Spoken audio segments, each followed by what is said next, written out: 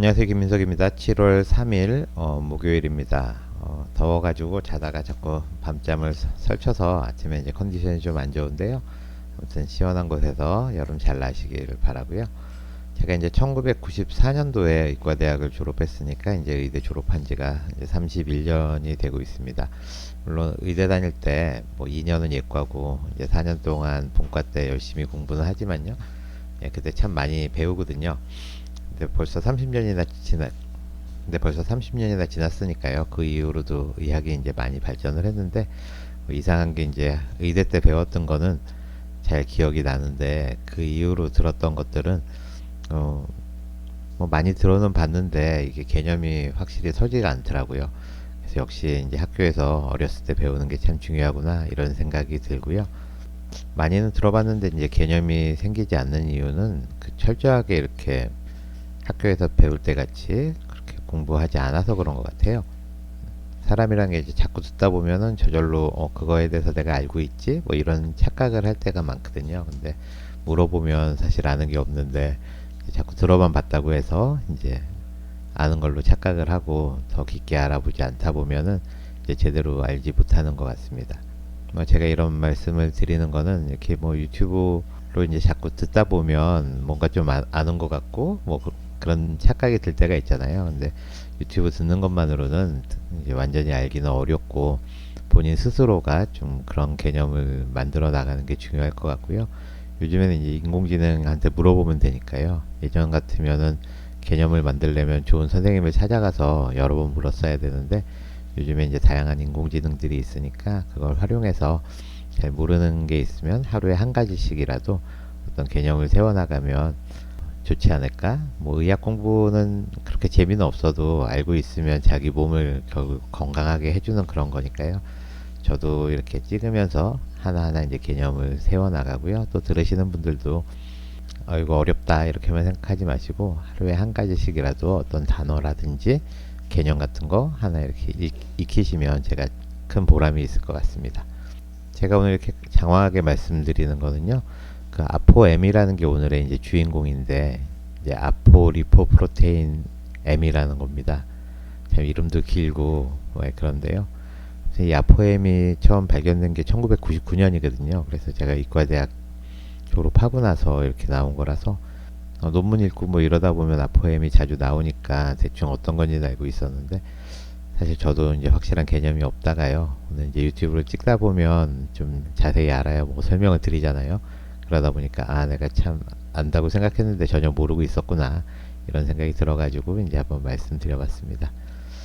뭐 의과대학 안 나오신 분들은 제가 드리는 말씀 모든 게 다 어렵고 외계인 말하는 것처럼 들리겠지만 하나하나 이렇게 천천히 찾아 나가다 보면 어느 순간에 이렇게 서로 연결되고 뭐 이런 굉장히 재미있을 때도 있거든요. 네.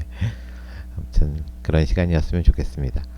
오늘은 이제 눈에 대한 이야기인데요. 그럼 이제 블로그에 올려놓은 글부터 먼저 한번 읽어보겠습니다. 나이 들수록 흐릿해지는 시야, 콜레스테롤이 원인. 나이가 들수록 시력이 흐릿해지는 건 마치 오래된 사진이 색을 잃어가는 듯 자연스러운 현상처럼 느껴집니다. 50대 이후 시력 저하의 주요 원인 중 하나는 바로 황반 변성입니다. 황반 변성은 중심 시야를 담당하는 망막의 핵심 부위인 황반에 문제가 생겨 점진적으로 시력을 잃게 되는 질환이죠. 황반 변성의 원인 중 하나가 눈 속에 쌓이는 콜레스테롤과 지방 때문입니다. 마치 하수구에 기름때가 쌓여 물 흐름을 막듯이 눈 속에 지방이 쌓이면 세포들이 제 기능을 하지 못하게 됩니다. 최근 연구에서 우리 몸의 좋은 콜레스테롤과 관련된 단백질인 아포엠이 황반 변성 진행을 늦추거나 막는 데 중요한 열쇠가 될 수 있다는 사실이 밝혀졌습니다. 연구진은 황반 변성 환자의 혈액 아포엠 수치가 건강한 사람보다 현저히 낮다는 점을 발견했습니다. 아포엠은 단순히 콜레스테롤을 운반하는 것을 넘어 세포 속에 쌓인 지방을 효율적으로 분해하도록 돕는 역할을 합니다. 아포엠이 부족하면 지방이 축적되고 결국 세포가 손상되어 시력이 저하되는 악순환이 이어지는 거죠. 아포엠의 작동 방식은 매우 흥미롭습니다. 아포엠은 S1P, 스핑고신 1인산과 결합하여 망막 색소상피 세포의 청소부 역할을 하는 리소좀이 지방을 잘 분해하도록 신호를 보냅니다. 연구팀이 아포엠이 풍부한 혈장을 쥐에게 주입한 결과 망막세포의 기능이 눈에 띄게 개선되고 지방 찌꺼기가 감소하는 것을 확인했습니다.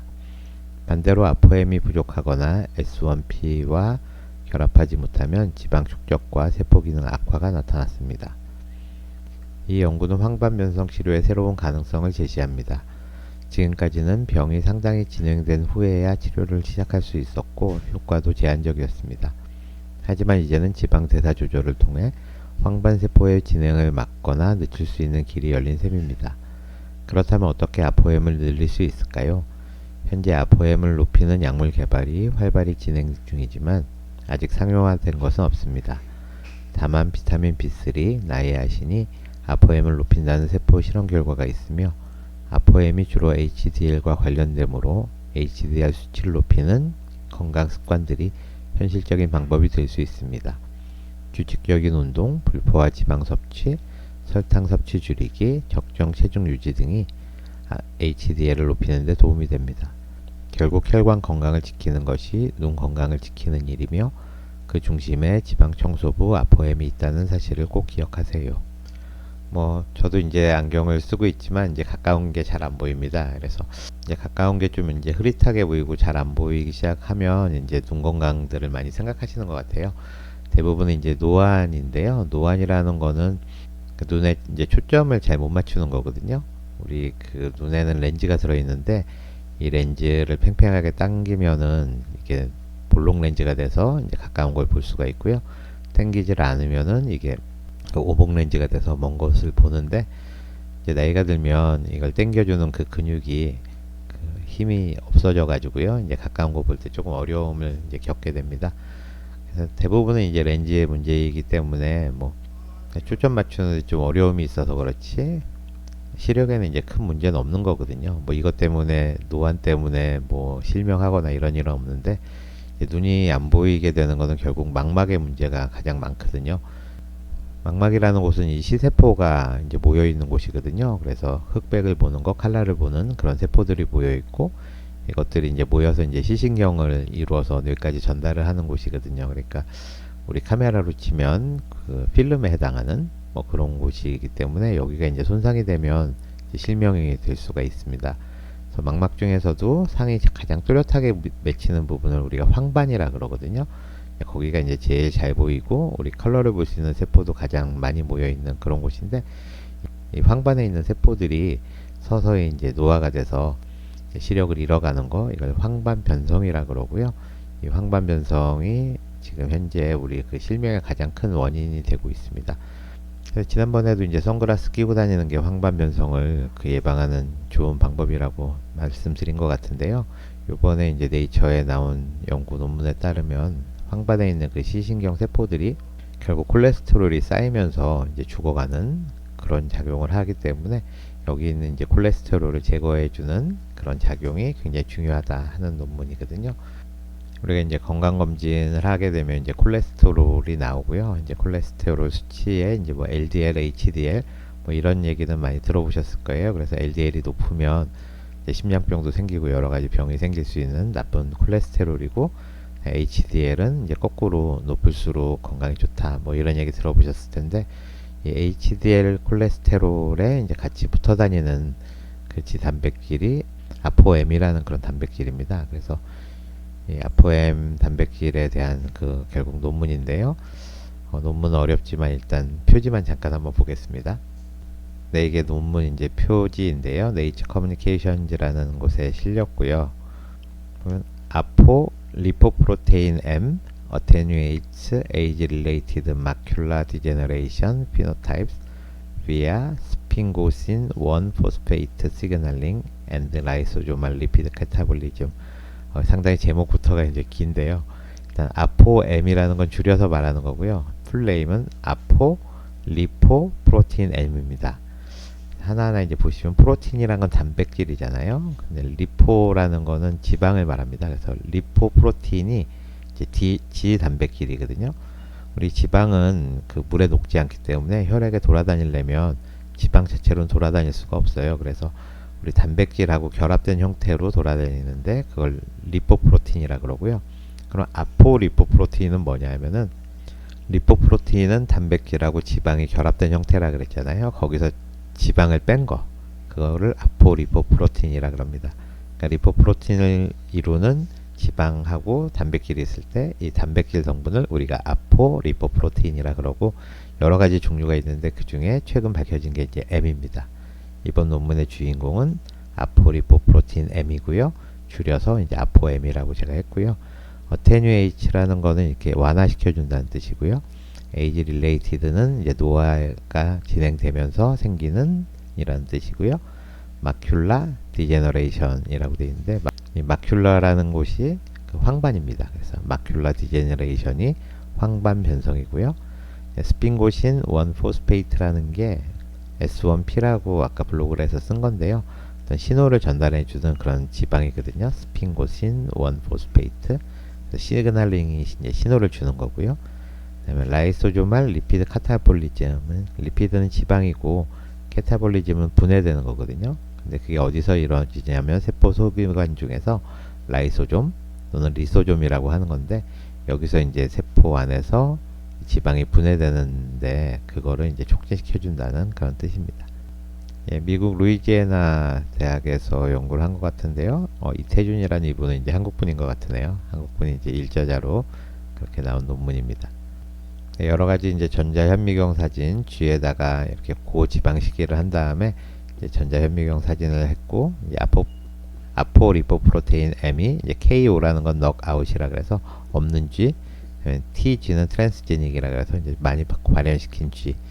이제 아포엠의 어떤 작용을 알기 위해서 하나는 없앤 G, 하나는 과발현시킨 G를 이용해서 이제 실험을 한 거고요. 실험 내용은 복잡하니까 넘어가고, 망막에 있는 이제 포토 리셉터라는 게 있죠. 그래서 이게 콘하고 로드가 이렇게 표시되어 있는 건데요. 이게 빛을 이제 감지하는 그런 세포고, 이 바로 아래쪽에 이제 피그멘트 에피텔리움이라는 이 상피가 있는데요. 요게 이제 지금 라이소좀이거든요. 요 안에 노란 게 지금 지방을 표시를 한 거고요. 그 밑에 이제 콜레스테롤 중에 HDL 콜레스테롤이 있고, 여기에 아포M 요 부분입니다. 요게 붙어 있고, 그 끝에 S1P 스핑고신 1포스페이트라는 게 같이 붙어 다니거든요. 이 스핑고신 1P가 스핑고신 1P 리셉터 3, 이게 수용체거든요. 요게 작동을 하면 이 리피드가 이제 녹아가지고 이 황반 변성을 막아준다. G도 이제 두 가지나 만들고 실험을 굉장히 빡시게 해가지고 전자현미경도 찍고 이제 이렇게 됐는데, 결국 결론은 그 아포M이라는 그 G 단백질이 상당히 중요한 거고요. 그게 이제 주로 HDL이랑 같이 다니는데, 거기에 S1P라는 그 물질이 붙어가지고 이게 어떤 세포에 신호를 줌으로써 지방을 녹인다, 이런 뜻이거든요. 그래서 아포M에 대한 종합적인 사진이 한 장 있어서 보여드리겠습니다. 네, 이 사진인데요. 여기 보면 아포M이 있고 같이 해서 S1P라는 게 붙어 있죠. 이게 이제 세트로 다니면서 S1P가 신호를 주는데, 이게 아포M이라는 거랑 붙어 다닐 때하고 또 혈액 내에 많이 있는 게 알부민이라는 단백질이거든요. 알부민이랑 붙어 다닐 때 서로 이제 작동이 다르다 그럽니다. 아포M이랑 붙어 다닐 때 주로 좋은 역할을 하는데, 이게 디스터브드, 망가졌을 때는 어떤 일이 이루어지느냐. 첫 번째로 여기 오비시티, 타입 2 다이아비티스, 그러니까 비만하고 당뇨, 이게 이제 나타나고요. 이게 결국 콜레스테롤 이런 거랑도 관련이 있잖아요. 그래서 이번 그 황반 변성은 이 그림에 빠져 있는데 아마 이거하고 주로 관련이 되는 것 같고요. 헤파틱 스테아토시스, 이게 지방간이거든요. 간에 지방이 쌓이는 것도 역시 이거하고 관련이 있고, 뉴로 인플라메이션이라는 게 신경에 염증이 생기는 거거든요. 염증하고도 어떤 관계가 있다는 거 알 수가 있고요. 그 다음에 인슐린 리지스턴스, 인슐린 저항성이 생기는 거, 당뇨하고 연관이 되죠. 그 다음에 주로 많이 연구된 게 아테로스클레로시스, 하이퍼텐션, 마이오카디얼 인파크션이라 그래서 이게 이제 동맥경화증이고 고혈압이고, 이게 심근경색이거든요. 주로 혈관 내에 이 콜레스테롤 쌓이면서 생기는 병이잖아요. 이런 것들하고도 연관이 됐다. 코비드, 사스, 코로나하고도 관련이 있고, sepsis는 폐혈증이죠. 상당히 위험한 폐혈증하고 관련이 있고, 또 신기능하고 신장 기능하고도 관련이 있어서 이게 그 단순하게 콜레스테롤만 운반해 주는 게 아니라 다양한 S1P를 이용해서 어떤 다양한 자극을 줌으로써 우리 몸의 건강에 상당히 중요한 그런 메커니즘 중에 하나고, 1999년도에 이제 발견이 되면서 지금 활발하게 연구가 되고 있는 것 같습니다. 주로 아포엠이 이제 높으면 건강에 도움이 되고, 아포엠이 이제 낮아져 있으면 이제 건강에 불리하다, 이런 게 지금까지 결론인 것 같고요. 그래서 아포엠에 대해서 그 제미나이의 딥 리서치를 한번 시켜봤거든요. 그랬더니 아포엠은 1999년에 이제 처음 발견이 됐고, 특히 이제 지방 대사하고 관련이 되는데, 혈장 내의 생체 활성 지질인 스핑고신 1 인산 S1P, 이번에 나왔죠. 이게 주요 원본체임이 밝혀지면서 중요성이 크게 부각됐다 라고 되어 있고요. 아포엠의 기능적 범위는 항염증, 항산화, 항죽상경화증, 내피세포 장병 유지, 중성지방 대사 조절 등으로 빠르게 확대됐다. 염증도 막아주고, 산화도 막아주고, 그다음에 동맥경화도 막아주고, 또 내피세포를 튼튼하게 해준다, 이런 거고요. 이번에 이제 황반변성과 신부전에 대한 이런 것들은 콜레스테롤 처리에서 리소좀 지질 이완자 적용, 리소조말 리피드 카타볼리즘 제목에 나왔던 거죠. 이제 새로 밝혀졌다는 거고요. 그 다음에 아포엠이 단순한 지방 관련 단백질을 넘어서 염증, 혈관 무결성, 세포 내 항상성 유지에 굉장히 중요한데, 특히 이제 자가포식, 오토파지하고요, 미토콘드리아 기능, 여기에도 중요해서, 사실 자가포식하고 미토콘드리아 기능이 잘 유지되는 게 우리 세포가 늙지 않고 오래 사는 길이거든요. 그래서 그러면 이제 아포엠이 이제 어떤 경우에 낮아지는지가 중요할 것 같거든요. 이게 낮아지면 건강에 해롭잖아요. 근데 여기 보시면 알려진 것 중에 인슐린, 이게 하향 조절합니다. 우리가 단 거를 많이 먹고 인슐린이 높게 나오면 아포엠은 이제 떨어진다는 거예요. 그렇기 때문에 건강에 해롭다는 거고, 렙틴이라는 거는 지방에서 나오는 호르몬인데, 우리가 이제 포만감을 느끼는 호르몬이거든요. 렙틴이 나오면 포만감을 느끼는데, 렙틴이 부족하면 역시 아포엠이 떨어진다 그러거든요. 우리가 포만감을 잘 못 느끼는 그런 상태가 되면 아포엠이 이제 떨어지게 되고, 결국 비만일 때 이런 경우가 나타나잖아요. 그래서 단 걸 많이 먹거나 비만일 때 결국 아포엠이 떨어져서 우리 혈관도 망가지고, 또 간도 망가지고, 뭐 지방도 망가지고, 이럴 수 있다는 거고요. 또 이제 염증 관련해서 TGF 알파, TGF 베타, 이런 것들이 다 염증 때 많이 나오는 거거든요. 이게 다 아포엠을 떨어뜨립니다. 우리가 이제 단 거를 많이 먹는 거하고, 이제 당뇨가 걸리는 거하고, 또 배고픈 거를 잘 못 느끼는 거하고, 또 염증이 있는 거하고, 이런 것들이 다 연관이 되어 있잖아요, 서로. 대사질환이라는 걸로 연관되어 있는데, 그 중에 이제 핵심이 아포엠이라는 거고, 이 아포엠이 떨어지는 게 어떤 중요한 역할을 할 수 있다. 이게 단순히 이제 뭐 콜레스테롤 이동해주고 뭐 이런 것뿐 아니라, 아포엠하고 붙어 있는 거는 S1P라는 게 있는데, 그 S1P가 상당히 다양한 역할을 하기 때문에 그런 역할을 할 수 있다는 거고요. 그래서 질병하고 관련되는 것들 여기 쭉 있죠. 그래서 아포엠 같은 게 죽상경화증, 이게 동맥경화를 말하는 거고요. 이게 감소시에 악화되기 때문에 치료 표적으로 쓸 수 있다. 그러니까 아포엠을 올림으로써 동맥경화를 막아줄 수 있다는 거고요. 그 중에 하나가 관상동맥 질환이죠. 동맥경화가 심장혈관에 일어나는 그런 경우고, 신부전도 마찬가지고요.